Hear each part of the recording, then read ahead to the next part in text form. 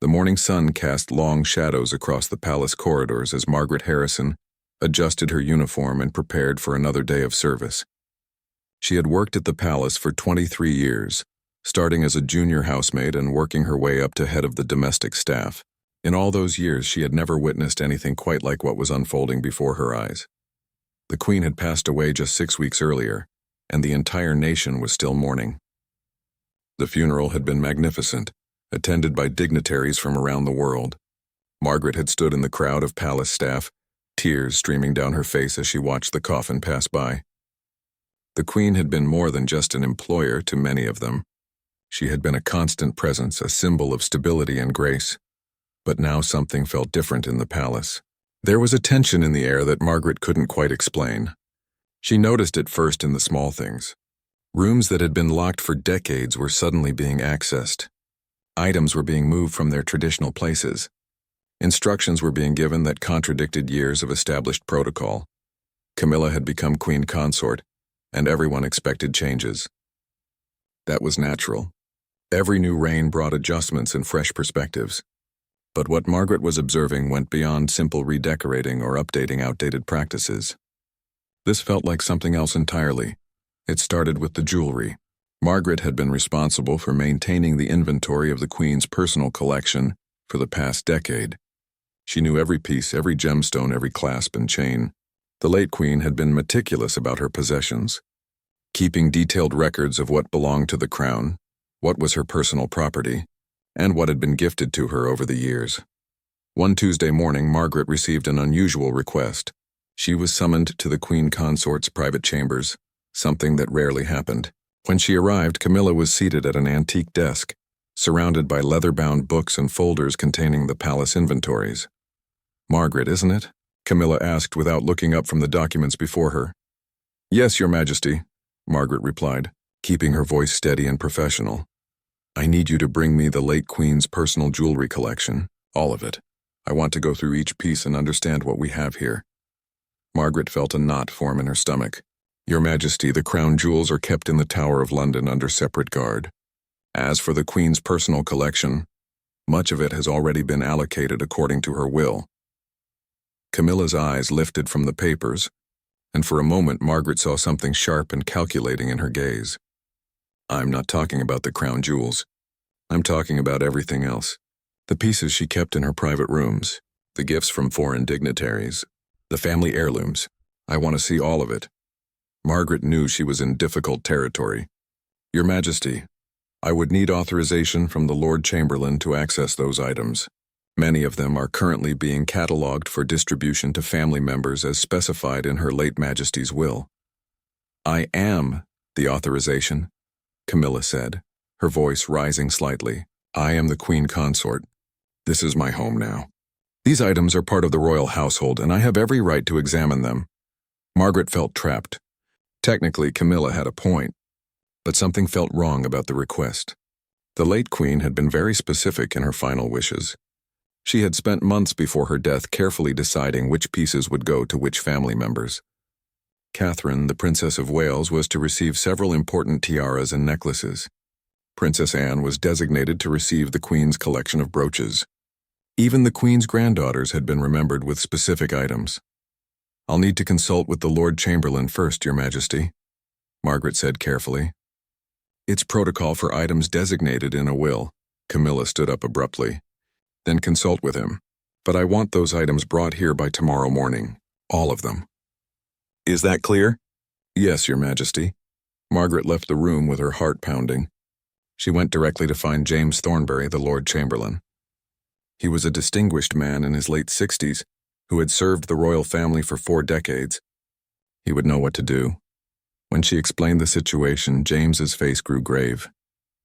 "She asked for all of it? Even the pieces specifically mentioned in the will?" "Yes, sir." She was quite insistent. James was quiet for a long moment, staring out the window at the palace gardens. "This isn't the first unusual request we've received from Her Majesty in recent weeks. There have been others. Inquiries about bank accounts, property deeds, personal correspondence. My staff and I have been concerned." "What do you mean?" Margaret asked. "There have been phone calls," James said quietly, "late at night. We believe the Queen Consort has been in contact with certain family members, her children specifically. There have been discussions about residences, about allowances, about positions within the royal household that traditionally wouldn't be offered to the Queen Consort's family from her previous marriage. Margaret felt a chill run down her spine. You think she's trying to take things? Things that weren't meant for her? I think, James said carefully, that we need to be very vigilant. The late Queen spent her entire life building and protecting the monarchy. She was careful about every decision, every allocation of resources. She knew exactly what she wanted to happen after her death, and I'll be damned if I let anyone undermine those wishes regardless of their title. He turned to face Margaret directly. Do not bring those jewels to her tomorrow. Tell her that the items are currently under legal review as part of the probate process. That should buy us some time. She won't be happy, Margaret warned. I don't need her to be happy, James replied firmly. I need to honor the wishes of the woman I served for 40 years, and I need to protect this institution. If what I suspect is true, if the Queen Consort is attempting to redirect inheritance meant for other family members to herself and her children, then we have a serious problem. One that may require intervention from the very highest levels of palace security. As Margaret left his office, she couldn't shake the feeling that something significant was beginning. Something that would test loyalties and challenge the very foundations of how the royal family operated. The late Queen was gone, but her legacy was still very much worth fighting for. 3 days had passed since Margaret's conversation with James Thornberry, and the atmosphere in the palace had grown increasingly tense. True to his word, James had delayed delivering the jewelry to Camilla, citing legal procedures and documentation requirements. But this had only seemed to make matters worse. Catherine Morrison had worked in the palace archives for 15 years. Her job was to maintain historical records, correspondence, and documents related to the royal family. She loved her work, finding peace in the quiet rooms filled with carefully preserved letters and photographs that told the story of generations. But lately, her sanctuary had been disturbed. It began when she noticed that certain files had been accessed outside of normal hours. The archive had a sign-in system, and Catherine always checked it each morning. She saw entries logged at 2 in the morning, 3 in the morning, times when the archives should have been locked and empty. The signature on these entries was always the same scrawled initial that she eventually identified as belonging to someone from the Queen Consort's personal staff. Catherine decided to stay late one evening, hiding in a storage room to see who was coming and what they were looking for. Around midnight, she heard footsteps. A young woman she recognized as Camilla's private secretary entered, followed by a man Catherine didn't recognize. He was tall, well-dressed, and carried a leather briefcase that looked expensive. These are the financial records? The man asked, his voice low. Everything from the past 30 years, the secretary replied. Bank statements, investment portfolios, property acquisitions. It's all here. The man began photographing documents with his phone, working quickly and efficiently. Catherine felt her heart racing. This wasn't right. These were private royal financial records not meant for outside eyes. What about the trust funds? The man asked. The ones set up for the grandchildren? Those files are in a separate vault. We haven't been able to access them yet. The Lord Chamberlain has the only key. We need those documents, the man said firmly. My clients want a complete picture of the estate. Every asset, every account, every property. If we're going to make a case for redistribution, we need evidence of exactly what's available. Catherine had heard enough. She waited until they left, then immediately went to find security. But when she reported what she'd witnessed, she was told that the Queen Consort had given permission for her staff to access any palace records. There was nothing that could be done. Frustrated and frightened, Catherine went to see James Thornberry the next morning. She found him in his office with 3 other people. Margaret Harrison, whom she knew by sight, Colonel Richard Pemberton, the head of palace security, and someone she didn't recognize, a stern-looking woman in her 50s wearing a dark suit. Catherine, James said, gesturing for her to enter. Thank you for coming. I believe you've met Colonel Pemberton. This is Diana Blackwood. She's with the keeper of the Privy Purse's office. Diana stood and shook Catherine's hand. Her grip was firm and businesslike. Ms. Morrison, we understand you witnessed something concerning in the archives last night. Catherine told them everything she'd seen and heard. When she finished, Diana and the colonel exchanged meaningful glances. This confirms what we've been suspecting, Diana said. We've noticed unusual activity in several royal accounts. Small transfers at first, nothing that would immediately raise flags. But over the past month, larger sums have been moved to accounts we don't recognize. When we investigated, we found they were connected to family members of the Queen Consort. How much money are we talking about? James asked. So far, approximately £2 million, Diana replied. But that's just what we've been able to track. There may be more.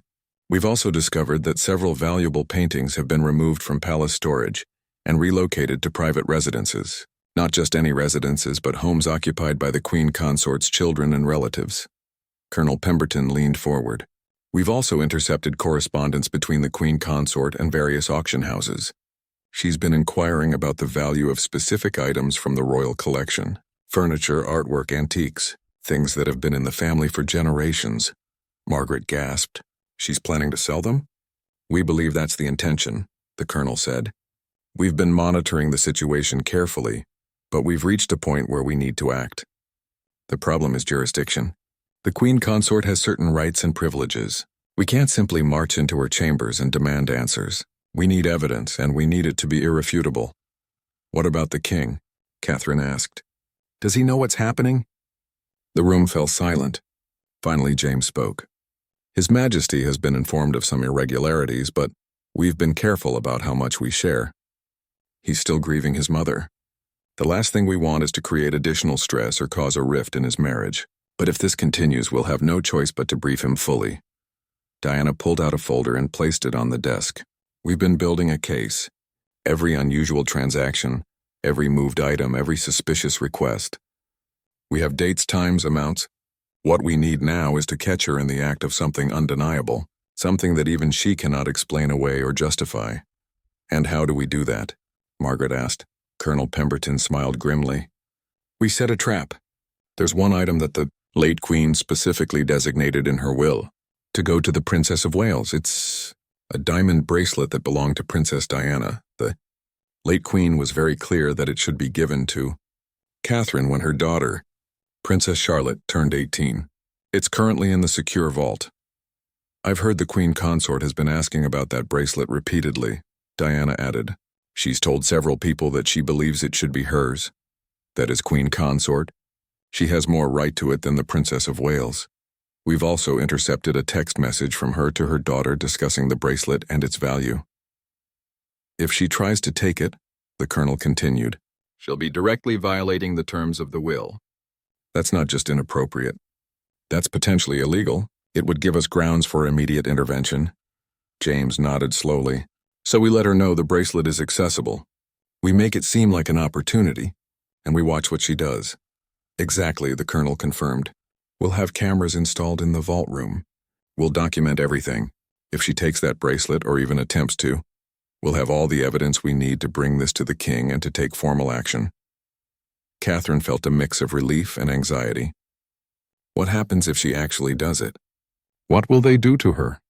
That, Diana said quietly, will be up to the king and his advisors. But at minimum, she'll lose access to royal accounts and property. At worst, there could be legal consequences. Theft is theft, regardless of your title. Margaret spoke up, her voice trembling slightly.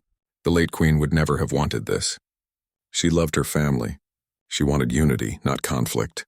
But she also believed in doing what was right, in protecting the institution.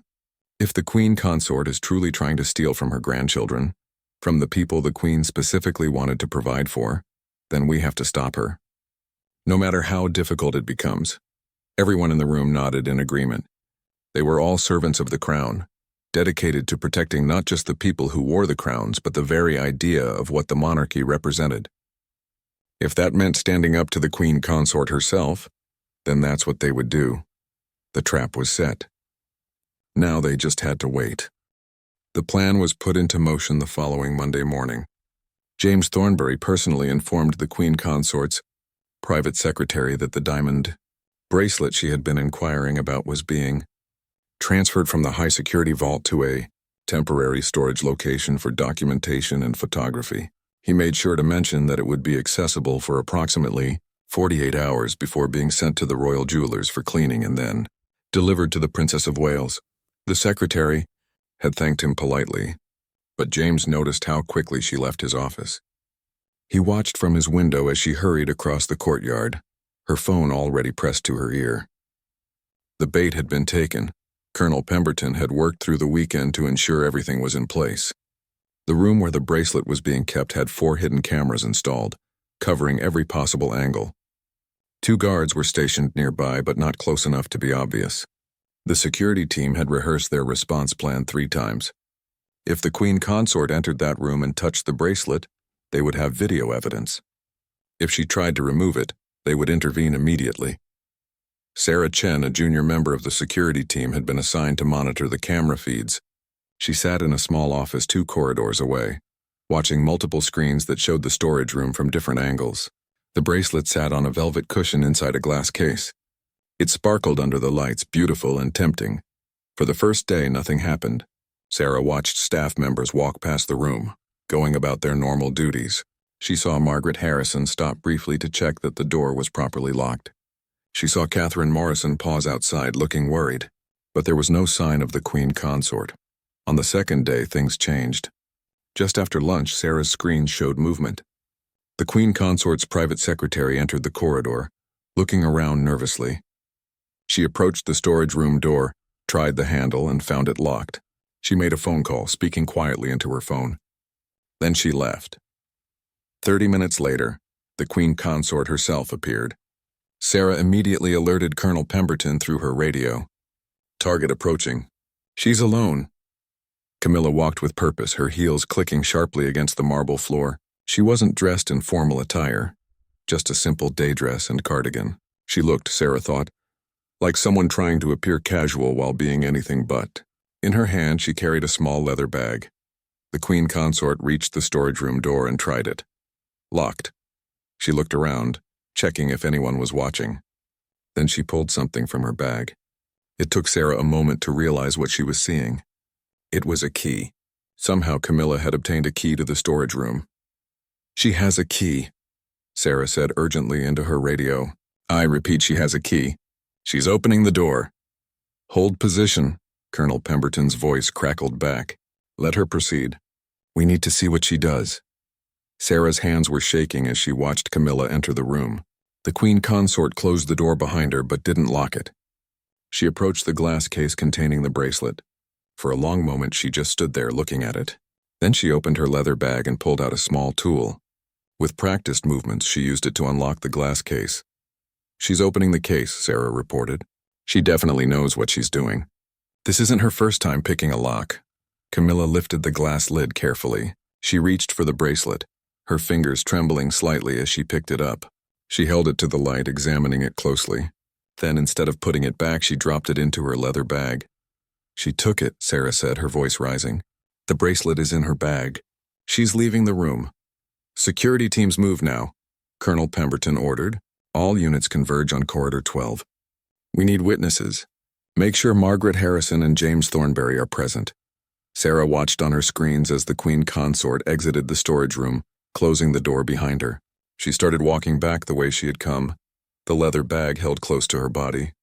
But she had only taken a few steps when Colonel Pemberton appeared at the end of the corridor, flanked by 2 guards in full uniform. Your Majesty, the colonel said, his voice formal and cold. I need to speak with you urgently. Camilla stopped, her face flushing. Colonel Pemberton, this isn't a good time. I have an appointment. I'm afraid this cannot wait, Your Majesty. James Thornberry emerged from a side corridor with Margaret Harrison beside him. We need to discuss a matter of some importance. Perhaps we could step into the library. It's just here. Camilla looked around, clearly realizing she was surrounded. What is this about? If you have something to say to me, you can say it here. I would prefer we speak privately, James said firmly. Please, Your Majesty. It's important. They all moved into the library, a small room lined with books and historical documents. Diana Blackwood was already there, sitting at a table with several folders open in front of her. Camilla's eyes narrowed when she saw the documents. What is going on? Camilla demanded. I insist you tell me immediately. Colonel Pemberton closed the door. Your Majesty, we have been monitoring certain activities within the palace. Activities that have caused considerable concern among senior staff and security personnel. Monitoring? You've been spying on me? Camilla's voice rose. How dare you? I am the Queen Consort. We've been protecting the interests of the Crown, James said quietly, and investigating what appeared to be serious irregularities regarding the late Queen's estate. Diana pushed one of the folders forward. Over the past 6 weeks, approximately £2.4 million has been transferred from royal accounts to private accounts held by your children and extended family members. These transfers were not authorized through proper channels. Additionally, Colonel Pemberton continued, numerous valuable items including paintings, furniture, and antiques have been removed from palace storage and relocated to residences occupied by your relatives. These items were part of the royal collection, not personal property available for distribution. And just moments ago, James added, looking directly at Camilla, you were observed entering a secure storage room, breaking into a locked display case, and removing a diamond bracelet that the late Queen specifically designated in her will to be given to the Princess of Wales. That bracelet is currently in the bag you're holding. Camilla's face had gone white. For a moment she seemed unable to speak. Then she found her voice. You have no proof of any of this. This is ridiculous. I would never. We have video footage, Colonel Pemberton said. Multiple cameras recorded you taking the bracelet. We also have banking records, inventory reports, and testimony from multiple staff members. The evidence is comprehensive and irrefutable. Camilla clutched her bag tighter. The king will hear about this.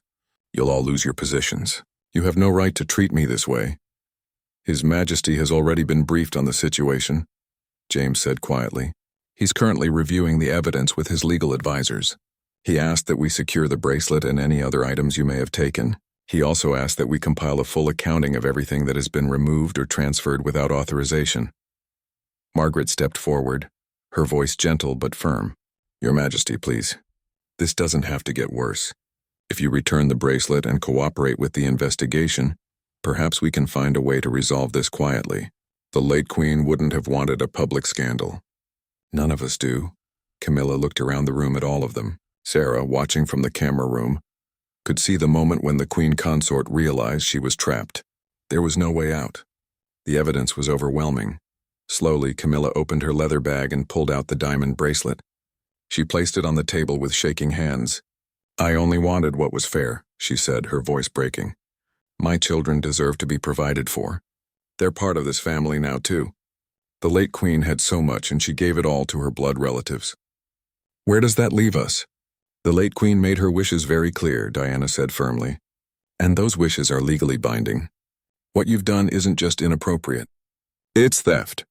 And there will be consequences. The silence in the library was heavy with tension. Camilla stood with her arms crossed, her earlier defiance now mixed with something that looked like fear. James Thornberry gestured to a chair, but she refused to sit. Instead, she remained standing, her back rigid. Diana Blackwood opened another folder, this one considerably thicker than the first. Your Majesty, I think it's time we discuss the full extent of what we've discovered. This goes far beyond a single bracelet. Over the next hour, Diana methodically went through the evidence. There were bank statements showing transfers to accounts held by Tom Parker Bowles and Laura Lopes, Camilla's children from her first marriage. Each transfer was labeled as household expenses or charitable contributions, but the amounts were staggering. £50,000 here, $75,000 there. The transactions had started small, just days after the late Queen's funeral, and had grown progressively larger. These accounts, Diana explained, were supposed to be used for official royal business. Events, staff salaries, maintenance of royal properties. Instead, the money was diverted to personal use.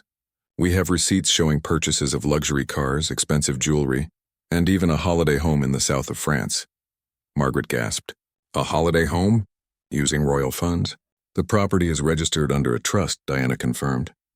But our investigation traced the trust back to Tom Parker Bowles. The initial purchase was made using money transferred from the Duchy of Lancaster account, an account that requires dual authorization for any withdrawal over £10,000. Somehow those authorizations were bypassed. Colonel Pemberton added, We believe the Queen Consort used her position and access to obtain signature stamps and authorization codes. She essentially forged the necessary approvals.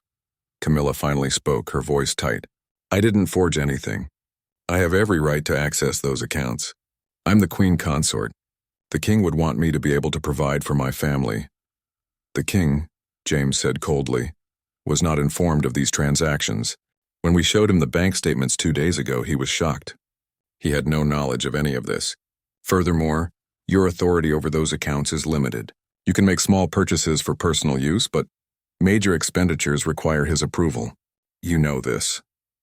The protocols were explained to you thoroughly when you married into the family. Diana turned to another section of her folder. Then there's the matter of the artwork. 12 paintings were removed from the palace storage vaults between March and June. These weren't minor pieces. We're talking about works by renowned artists. A small Rembrandt sketch, 2 watercolors by J.M.W. Turner, a portrait by Joshua Reynolds. The combined value is estimated at over £15 million. Where are they now? Margaret asked, horrified. 8 of them are hanging in your son's home in Chelsea, Diana said, looking directly at Camilla. 2 are in your daughter's house in Wiltshire. The remaining 2 were sold to a private collector in Geneva. We have documentation of the sale. The money from that transaction, approximately £3 million, was deposited into an account in Liechtenstein. An account that, interestingly enough, lists your daughter as a beneficiary. Camilla's face had lost all color. Those paintings were gathering dust in storage. Nobody even looked at them. You thought wrong, James interrupted. Those paintings are part of the royal collection. They belong to the nation, held in trust by the monarchy. They are not yours to give away or sell. What you've done is tantamount to stealing national treasures. Colonel Pemberton pulled out his tablet and brought up a series of photographs. We also need to discuss the furniture. Over 40 pieces have been removed from various palace storerooms. Antique chairs, tables, cabinets. Some of these items date back to the 18th century. They were catalogued and inventoried as part of the royal heritage. But when we conducted a spot check last week, we found significant gaps in the collection. He scrolled through the images, showing empty spaces where furniture should have been. We traced some of these items. A Louis XV writing desk is now in your sister's home. A set of Chippendale chairs is being used in your son's restaurant. A Georgian cabinet was sold at auction last month. Do you understand how serious this is? Camilla was shaking now.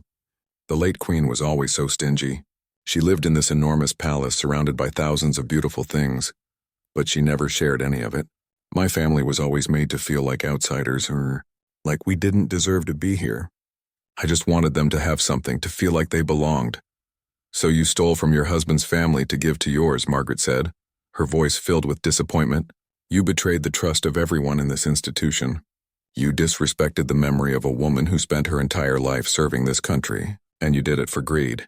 It wasn't greed, Camilla shouted. It was fairness. Do you know what it's like to watch your own children be treated as second-class citizens, while your stepchildren get everything? Prince William and Catherine live in palaces. Their children will inherit titles and wealth beyond imagination, but my children? They get nothing. They're royal family by marriage, but they might as well be invisible. James leaned forward. Your children were never promised royal titles or royal wealth. You knew that when you married Prince Charles. The late queen was actually very generous to your family. She included them in family events. She was kind to your grandchildren. But kindness is not the same as entitlement. Your children are not in the line of succession. They are not working royals. They have no constitutional role. That's not cruelty. That's simply how the system works. Diana pulled out yet another document. There's more. We found correspondence between you and several auction houses. You were trying to sell pieces of the late queen's personal jewelry collection, the pieces that were specifically designated for other family members. You contacted Christie's, Sotheby's, and Bonhams, asking for valuations on items you had no right to sell. She pushed a printed email across the table. This email, sent from your personal account 3 weeks ago, describes a sapphire necklace and matching earrings. You claimed they were family heirlooms that you wanted to sell, but those pieces were specifically left to Princess Anne in the Queen's will. Princess Anne has been asking about them for weeks. We told her they were still being catalogued. Were you planning to sell them before she could claim them? Camilla didn't answer. She was staring at the floor, her jaw clenched. And this, Colonel Pemberton said, producing another file, is perhaps the most disturbing discovery. We found evidence that you attempted to alter the late Queen's will. The room erupted. Margaret and Catherine both gasped. James stood up abruptly. What? 3 weeks after the Queen's death, the Colonel explained. Someone accessed the secure cabinet where the original will is stored. We have security footage showing your private secretary entering the room where the will is kept. She was inside for 17 minutes. When we examined the will afterwards, we noticed something unusual. There were signs of tampering. The binding had been disturbed. Several pages showed evidence of attempted erasure and rewriting. Fortunately, Diana added, the royal solicitors keep multiple copies of the will in different locations. When we compared them, we discovered that someone had tried to change several bequests in the version stored at the palace. Specifically, items designated for the Princess of Wales and Princess Anne were crossed out and replaced with your name. It was amateur work, obviously illegal, and completely ineffective because the authentic copies still exist. Camilla looked up, her eyes wild. I didn't do that. I didn't tell her to do that. But you knew about it, James said. It wasn't a question. Your secretary doesn't have that kind of initiative. She was following orders. Your orders? The queen consort collapsed into a chair, her face in her hands. I just wanted my family to be provided for, she said, her voice muffled. Is that so wrong? The late queen had everything, more than any one person could ever need. And she hoarded it all, divided it up among her favorites. My children have worked hard. They've been loyal. They deserve something for that loyalty. Your children, Margaret said quietly, are not children of the late queen. They're not children of the king by birth. The queen's will reflected her wishes for her own blood family and for the future of the monarchy. Your children have their own lives, their own careers, their own successes. They don't need stolen royal treasures to validate their worth. Diana closed her folders with a sharp snap. Your Majesty, the evidence against you is overwhelming. We have documented theft, fraud, attempted forgery, and misuse of royal funds. Any one of these offenses would be serious. Together, they constitute a pattern of criminal behavior that cannot be ignored or covered up. The king has been fully briefed. He's meeting with his legal team and senior advisors as we speak. They're deciding what action to take. The confrontation in the library had lasted nearly 2 hours, and the emotional toll was visible on everyone present. But the situation was far from over. As Diana Blackwood finished outlining the evidence, James Thornberry's phone buzzed. He glanced at the screen, and his expression grew even more serious. The king is ready to see us, he announced. All of us, including you, Your Majesty. Camilla stood slowly, her movements uncertain. What's going to happen to me? That's for His Majesty to decide, Colonel Pemberton said. But I suggest you prepare yourself for a very difficult conversation. They walked through the palace corridors in silence. Staff members who saw them approaching quickly found reasons to be elsewhere. Word had spread through the palace grapevine that something major was happening. Margaret noticed several junior staff members whispering to each other as they passed. The king was waiting in his private study, a room that had once belonged to his mother. He stood by the window, his back to the door, hands clasped behind him. When they entered, he didn't turn around immediately. The silence stretched for what felt like an eternity. Finally, he spoke. I've spent the last 3 hours reviewing evidence that has broken my heart. His voice was thick with emotion. Evidence of betrayal, of greed, of stunning disrespect for my mother's memory and wishes. He turned to face them, and Margaret saw tears in his eyes. But there was also anger there, cold and controlled. Camilla, I need to hear it from you. Did you do these things? Did you steal from my family? Did you attempt to alter my mother's will? Camilla's voice was barely a whisper. I wanted our family to be provided for. I wanted, yes or no, the king interrupted sharply. Did you do these things? Yes, Camilla admitted, her shoulders slumping. Yes, I did. But Charles, you have to understand. I don't have to understand anything, he said, his voice rising. You had everything. A title, a position, the respect of the nation, the love and support of my family. And you threw it all away for what? Money, jewelry, paintings, things that meant nothing to you except their monetary value. He moved to his desk and picked up a folder. My mother spent months preparing her will.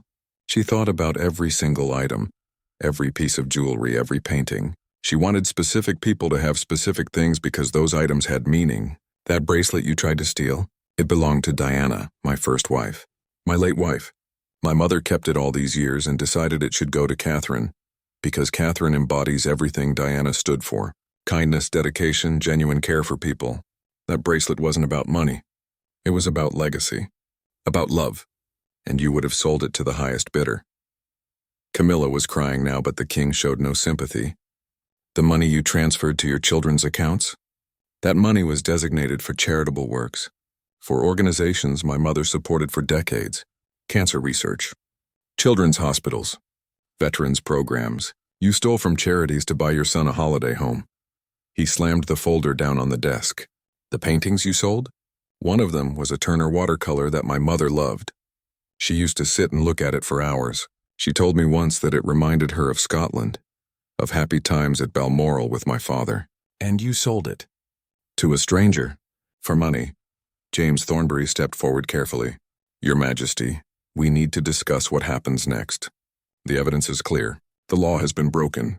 There are protocols that must be followed. The king nodded slowly. I've consulted with the Lord Chancellor and the Attorney General. Given the severity of the offenses and the amount of money and property involved, this cannot be swept under the rug. There must be consequences. He looked at Camilla, and Margaret saw genuine pain in his expression. I loved you.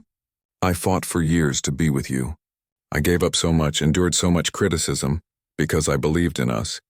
I believed you understood what it meant to be part of this family. But you've betrayed that trust in the worst possible way. Charles, please, and Camilla begged. We can fix this. I'll return everything. I'll make it right. You can't return my mother's trust, the king said. You can't return the sanctity of her will. You can't return the peace of mind that our family treasures are safe. You've damaged something that cannot be repaired. He turned to Colonel Pemberton. Colonel, I need you to take Her Majesty to her private chambers. She is to be confined there until further notice. Post guards at her doors. She is not to have visitors except her legal representation. She is not to use phones or computers. She is not to communicate with anyone outside the palace without supervision. You're imprisoning me? Camilla asked, her voice shrill with panic. I'm protecting what remains of my family's dignity, the king replied. Colonel Pemberton, please escort Her Majesty now. The colonel nodded and gestured to two guards who had been standing outside the door. They entered, their faces professionally neutral. Your Majesty, if you'll come with us, please. Camilla looked around desperately as if hoping someone would intervene, but everyone in the room simply watched in silence. Finally, she followed the guards out, her steps unsteady. The door closed behind them with a definitive click. The king sat down heavily in his chair. For a moment, he looked every one of his years and more. What's the full extent of the damage? He asked quietly. Diana Blackwood consulted her notes. In total, approximately £5.7 million were misappropriated. 37 items of significant historical value were removed or sold. The attempted alteration of the will constitutes forgery and fraud. Additionally, there are ethical violations regarding the misuse of Her Majesty's position and access. Can we recover the money? The items? Some of it, Diana confirmed. The money and accounts we've identified can be frozen and recovered. Several of the furniture pieces and paintings are in locations we know about, but the items sold through auction houses or to private collectors will be much more difficult. We'll need lawyers and possibly international cooperation. The king rubbed his face tiredly. Make it happen. Whatever resources you need, you have them. I want every pound recovered, every item returned. My mother's wishes will be honored. Every single one of them. James cleared his throat. Your Majesty, there's the matter of public disclosure. This will eventually become known. The palace staff knows something has happened. The media will ask questions. We'll release a statement, the king decided. Nothing detailed. Just that irregularities were discovered in the handling of the late Queen's estate, and appropriate measures have been taken. We'll say that Her Majesty the Queen Consort has been advised to take a leave of absence for personal reasons. And the truth? Margaret asked softly. The truth is for my family to know and carry, the king said. The public doesn't need the sordid details. They need to believe in the institution. They need to trust that when something goes wrong, we address it. We fix it. We maintain the integrity of the crown. He stood up, straightening his jacket. Diana, I want a full inventory of everything that was taken. James, work with the royal solicitors to ensure my mother's will is executed exactly as she specified.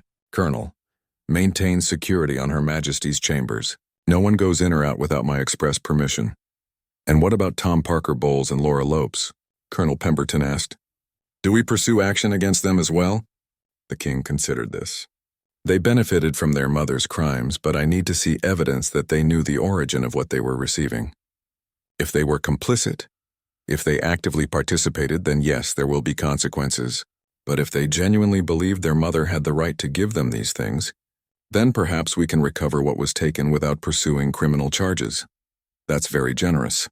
Your Majesty, Diana observed. I'm not generous, the king said. I'm practical. This family has endured enough scandal. I won't add more unless absolutely necessary. But make no mistake, everything will be returned. Every penny accounted for. My mother's legacy will not be tarnished by greed. He walked to the window again, looking out over the palace grounds. My mother gave her entire life to service. 7 decades of duty, sacrifice, and unwavering commitment to her people. And in her final act, she carefully, thoughtfully distributed her personal possessions to the people she loved. She didn't deserve to have that violated. She didn't deserve to have her most personal wishes dismissed and ignored. His voice broke slightly. She trusted us to honor her memory, to protect what she built, and one of us betrayed that trust. But I swear on everything I hold sacred that betrayal will not stand. My mother's wishes will be fulfilled. Justice will be served. 3 months had passed since that devastating day in the king's study. The palace had been transformed into a hive of careful, methodical activity as teams of lawyers, accountants, and investigators worked to untangle the web of theft and deception that Camilla had created. Margaret Harrison stood in the vault room, watching as Catherine Morrison carefully catalogued items that had been recovered and returned. The diamond bracelet that had started everything sat in its proper place, waiting to be delivered to the Princess of Wales at the appropriate time. Around it, other recovered pieces were arranged. The sapphire necklace meant for Princess Anne, several brooches the late Queen had designated for her granddaughters, and a pearl strand that was to go to Sophie, the Duchess of Edinburgh. Is this the last of it? Margaret asked. Catherine consulted her tablet. Almost. We're still missing 2 paintings and a Georgian tea service. The paintings were sold to a collector in Singapore who's refusing to cooperate. The legal team is working on it.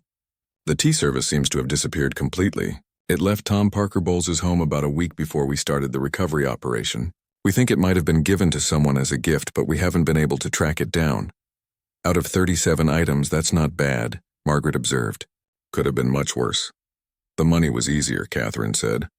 Diana Blackwood and her team managed to freeze and recover almost £4.8 million. The rest was spent or hidden so well we may never find it, but at least the bulk of it is back where it belongs. Sarah Chen entered the vault room carrying a folder. She had been promoted to a full security position after her role in catching Camilla. Colonel Pemberton asked me to deliver this. It's the final report on the investigation. Everything's documented. Every item, every transaction, every conversation. 543 pages. Margaret took the folder with both hands, feeling its weight. The king has seen this? He read the entire thing yesterday, Sarah confirmed. Took him 6 hours. James said he didn't speak to anyone afterwards. Just sat alone in his study until late in the evening. The 3 women stood in silence for a moment, contemplating the magnitude of what had occurred. Finally, Catherine spoke. Have you heard what's happening with Her Majesty? The Queen Consort, I mean. Or whatever she is now. Margaret nodded slowly. She's leaving. Officially, it's being called a retirement to private life. The palace statement will say that due to health concerns and personal reasons, she's stepping back from royal duties permanently. She'll keep her title but will no longer perform any public functions. Where will she go? A private estate in Scotland. It was purchased years ago before she married the king. It's in her name. She'll live there under what amounts to house arrest, though they won't call it that. She'll have staff, but they'll be chosen and monitored by palace security. She'll have limited contact with her children, no internet access, no public appearances. She'll essentially be erased from royal life. What about Tom and Laura? Sarah asked. What happens to them? They've been interviewed extensively, Margaret replied. The investigators determined that while they benefited from their mother's actions, they had no direct knowledge that what they were receiving was stolen. They thought their mother had been given permission to distribute these items. They've returned everything in their possession and agreed to pay back the money they received. In exchange, no criminal charges are being filed against them. That seems lenient, Catherine observed. The king wanted to avoid more scandal, Margaret explained. He felt his stepchildren had been manipulated by their mother. They made poor choices in not questioning where these expensive gifts were coming from, but that's not quite the same as active theft. He's chosen mercy over prosecution. However, they've been told in no uncertain terms that they are no longer welcome at palace events. They're not family anymore. They're strangers. Diana Blackwood arrived, her usual stern expression softened slightly by exhaustion. She had worked almost non-stop for 3 months to recover and document everything. I've just come from meeting with the king. He wanted me to thank all of you personally for your work on this case. He said that you protected his mother's legacy when no one else could. We were just doing our jobs, Margaret said modestly. You did far more than that, Diana corrected. You risked your positions, potentially your careers, to stand up for what was right. That takes courage. The king knows it. He's arranging commendations for everyone involved. James Thornberry entered the vault room looking older than he had 3 months ago. The stress had taken a visible toll. The Princess of Wales is here. She'd like to see the bracelet. Catherine, the Princess of Wales, entered a few minutes later, accompanied by a single lady in waiting. She was dressed simply in a navy dress and cardigan, her expression solemn. Margaret and the others curtsied as she approached. Please don't, Catherine said softly. I'm here as family, not as royalty. I wanted to see my mother-in-law's bracelet, the one she wanted Charlotte to have. Margaret carefully removed the bracelet from its case and handed it to the princess. Catherine held it gently, her eyes filling with tears. It's beautiful. I remember Diana wearing this in photographs from before she died. I always thought it was so elegant. The late queen treasured it, James said quietly. She kept it in her personal collection, safe, waiting for the right time to pass it on. She wanted you to give it to Charlotte on her 18th birthday. She thought it would be a connection to her grandmother Diana, a link to the past. She put so much thought into everything, Catherine said, her voice thick with emotion. Every item in her will had a reason, a story, a meaning. And someone tried to steal that, tried to turn precious memories into cash. She looked at the assembled staff members. Thank you, all of you, for protecting her wishes, for making sure these items went to the people she wanted to have them. It would have devastated her to know what happened, but it would have comforted her to know there were people loyal enough to fight for what was right. We loved her, Your Royal Highness, Margaret said simply. She was worth fighting for. Catherine carefully placed the bracelet back in its case. When will everything be distributed? According to the will? Within the next 2 weeks, Diana confirmed. Every bequest will be honored exactly as the late queen specified. Princess Anne will receive her items. The Duchess of Edinburgh will receive hers. Your children will get their designated pieces when they come of age. Everything will happen as it should have from the beginning. The princess nodded. And Camilla? What will happen to her? James exchanged glances with Diana before answering. She leaves for Scotland tomorrow morning, early before the staff changes shifts. The king doesn't want it to be a spectacle. She'll go quietly and hopefully, the public will never know the full extent of what happened. Do you think she understands? Catherine asked. Do you think she comprehends what she destroyed? Not just the trust, but her own life. She could have been respected. She could have been valued. Instead, she'll be remembered as the woman who tried to steal from a dead queen. I think, Margaret said thoughtfully, that she understands now. But understanding and accepting are different things. She'll probably spend the rest of her life justifying her actions to herself, convincing herself that she was treated unfairly, that she was just trying to provide for her family. People rarely see themselves as the villain in their own story. The next morning, Margaret woke before dawn. She dressed in her uniform and went to the palace even though she wasn't scheduled to work. She wanted to see it happen, wanted to witness the end of this chapter. Camilla emerged from her chambers at exactly 5:30 in the morning, accompanied by 2 guards. She was dressed in a simple traveling suit, her hair covered by a scarf. She carried 1 small suitcase. Everything else had been packed and sent ahead days earlier. Margaret watched from a distance as Camilla walked through the corridors she had once traversed as queen consort. The woman's steps were slow, reluctant. She stopped once, looking back at the palace, and Margaret saw tears on her face. But the guards gently urged her forward, and she continued walking. At the side entrance, a car was waiting. Not a royal vehicle, just a simple black sedan. Colonel Pemberton stood beside it, his expression neutral. He opened the door, and Camilla climbed inside without a word. The door closed. The car drove away, and just like that, she was gone. James Thornberry appeared beside Margaret. They stood together in silence, watching the car disappear through the palace gates. It's done, he said finally. The investigation is closed. The items are recovered. The Queen's wishes will be honored. We can finally move forward. Will the king be all right? Margaret asked. Losing his wife like this? He's stronger than people think, James replied. And he has support. His children, his siblings, the staff who care about him. He'll grieve the loss of what he thought his marriage was, but he'll survive. He'll continue to serve. That's what this family does. They endure. 2 weeks later, the palace held a private ceremony in the late Queen's favorite sitting room. Family members gathered to receive their inheritances. Princess Anne received her mother's collection of brooches and smiled through her tears. Prince Edward and Sophie accepted their designated items. With quiet gratitude, Catherine received several pieces on behalf of her children, including the diamond bracelet which she promised to keep safe until Charlotte's 18th birthday. The king stood by the window throughout the ceremony, watching his family honor his mother's memory. When it was over, he gathered everyone together. My mother believed in duty, he said. She believed in service. She believed in protecting the institution she served for 7 decades. What happened with Camilla was a betrayal of everything she stood for. But all of you upheld her values. You protected her legacy. You proved that the monarchy is stronger than any one person's greed or ambition. He raised a glass. To my mother, the Queen. May we always be worthy of the example she set. To the Queen, everyone echoed. Margaret stood with the other senior staff members at the back of the room. She thought about everything that had happened, about the investigation and the confrontations and the painful revelations, but she also thought about the loyalty and dedication she had witnessed. People who put duty above comfort, who fought for what was right even when it was difficult. The late Queen would have been proud of all of them, and in the end that was what mattered most. Her wishes had been honored. Her legacy was protected. Justice had been served.